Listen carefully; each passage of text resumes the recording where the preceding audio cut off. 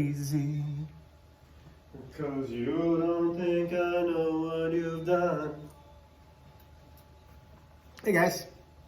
So I'm slowly but surely getting the room to make sense and in order. And by that I mean I've got desks now. And again, I told you this year's gonna look really different. I mean, I've got some small group stations in the back here. Again, we're gonna be wearing masks. You know this already. This isn't the first day, but it's still like the first day for me. And wow, that moved and looks like garbage. Okay, let's see. Bam. Okay. So the last thing we did was talk about slope-intercept form, y equals mx plus b, where m is my slope, b is my y-intercept. So what are we really doing with that?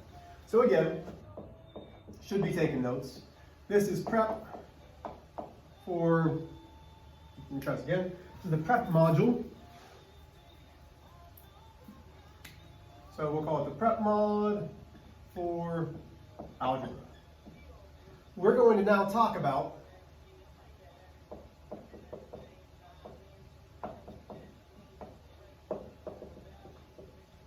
linear equations. Okay?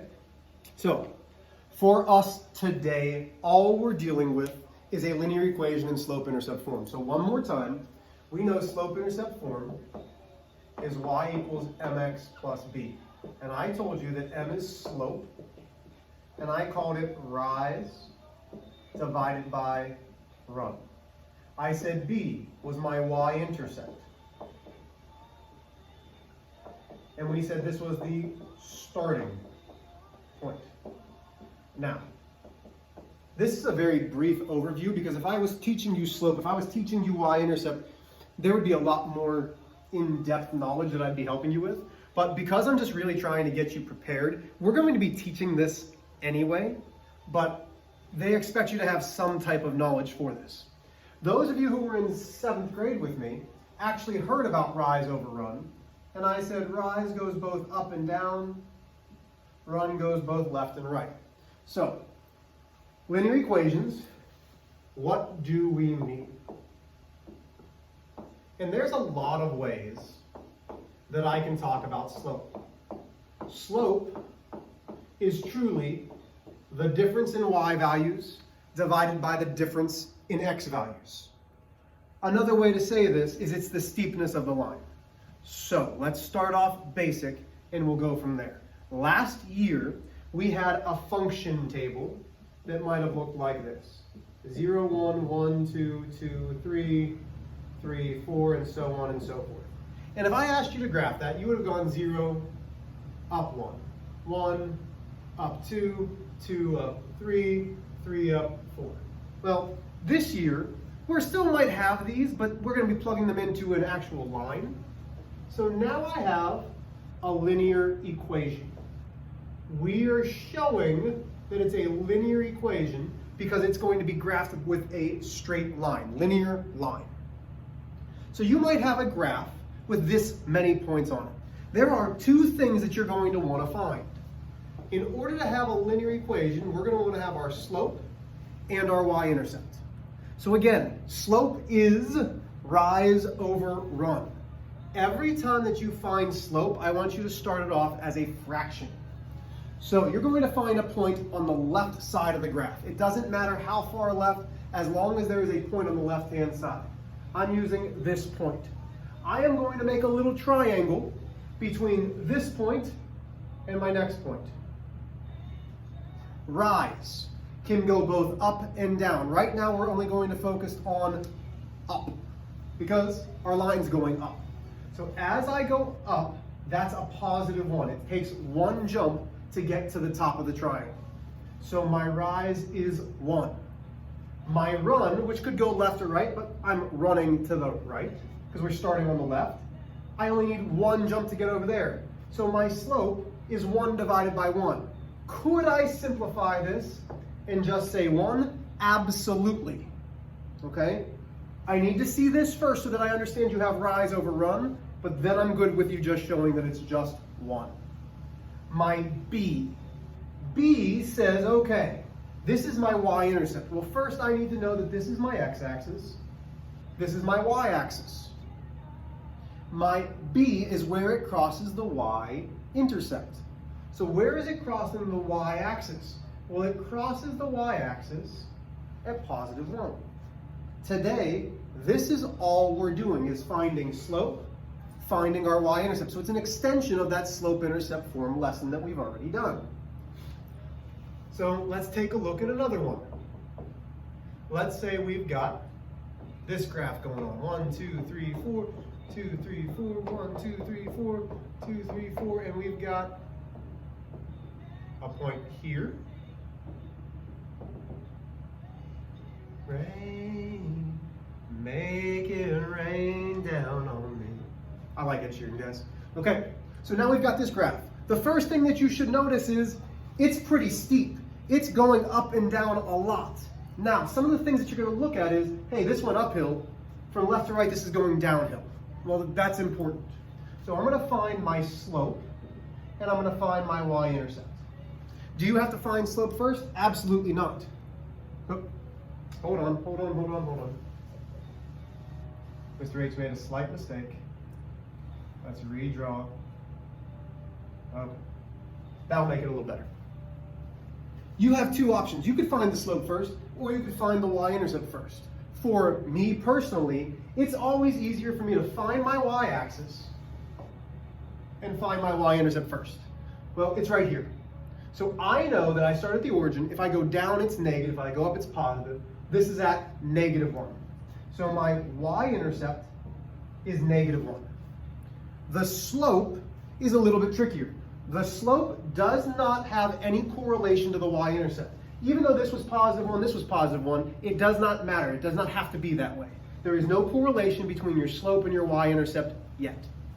So the rules for finding the slope using rise over run, which is up and down divided by left and right, is I'm going to start at a point on the left-hand side. This point here. And then I make my triangle. Okay? Now notice what I'm going to do.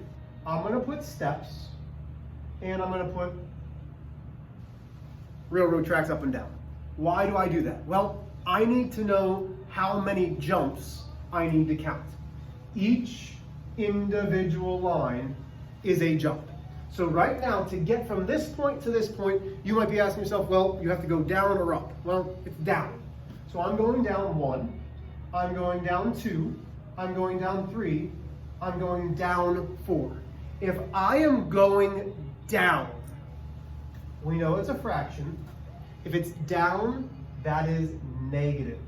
So it's -4. Right is always positive. 1 jump, 2 jumps. So now I have -4/2. If you're saying, Mr. H, that doesn't quite look right. You're right.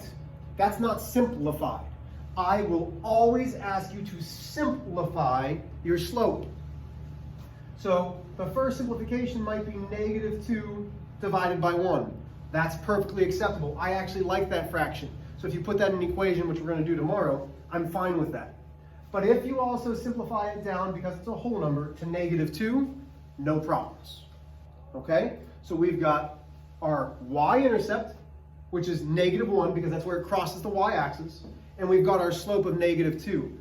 What this tells me is, if I go down 1, 2, and over 1, I should have a point on that graph, which it holds true because, like we learned last year, this is a proportional relationship. This is the constant. The constant will stay the same. Y equals kx, which we learned from proportional relationships, is the same as y equals mx plus b, except last year that b was always 0. Let's do another one. So now we've got this guy. 1, 2, 3, 4, 1, 2, 3, 4, 1, 2, 3, 4, 5, 6, 1, 2, 3, 4, 5, 6. Okay, so this is going to be up at 4, and nope. Let's go there. Let's hope that works. Perfect. Okay. Just by looking at this graph, you should be able to tell me, hey, I know my slope is negative. Why? It's going downhill from left to right. That means I'm going to have a negative slope. We're always looking at our graph from left to right. So I'm going to find two things. I'm going to find my slope, I'm going to find my y-intercept. Which is easier? Again, I personally think it's the y-intercept. So why don't you pause this, see if you can find your slope and your y-intercept. I'm going to get a drink, you pause it, you try this.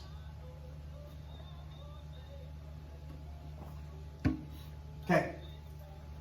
I will start at my origin and count 1, 2, 3, 4. It's crossing my y-axis at positive 4. That's my y-intercept. Boom.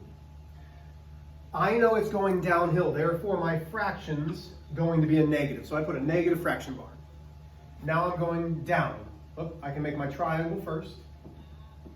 Know how many I'm jumping? 1, 2. So I'm going down 2. That's my rise. Rise can go both up and down.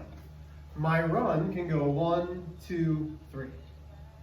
So now I've got negative 2/3 as my slope. Okay. Because you are the smartest mathematicians in this school, let's do this another way.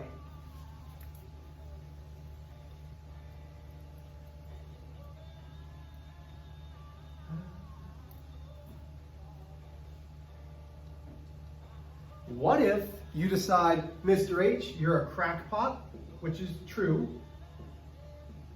What if I decide to start at this right point and go backwards? Okay? So you make this triangle. Okay? So rise over run. So this time we're still going up 1, 2. So that's positive 2 because it went up. Up will always be positive. Then you have to think about a number line.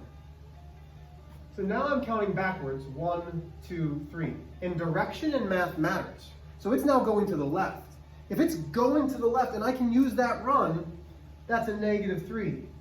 Is 2 divided by negative 3 the same as negative 2 divided by 3, which is the same as negative 2 divided by 3? Well, hot darn they are. So it does not matter which way you start or where you go, it will be from there. Okay? Let's do one more, and then we'll be done for the day with this. So now we've got 1, 2, 3, 4, 1, 2, 3, 4, 1, 2, 3, 4, 1, 2, 3, 4. Let's go. I love it. Actually, no, I don't. Hate it. I hate it. Let's try again. There we go. Kiddos, how is it that I can't draw a straight line correctly? I mean, if you had me last year, which most of you did, that shouldn't come as a surprise, but it still comes as a surprise to me that I can't draw a straight line. Okay, so same idea. We're going to find our m, which is our slope. We're going to find our b, which is our y-intercept. Go for it. Pause me and do it. Do it. Come on, do it. Go. Okay, so in this case, it's passing through the origin. The origin is 0.00. So my y-intercept is physically the number 0.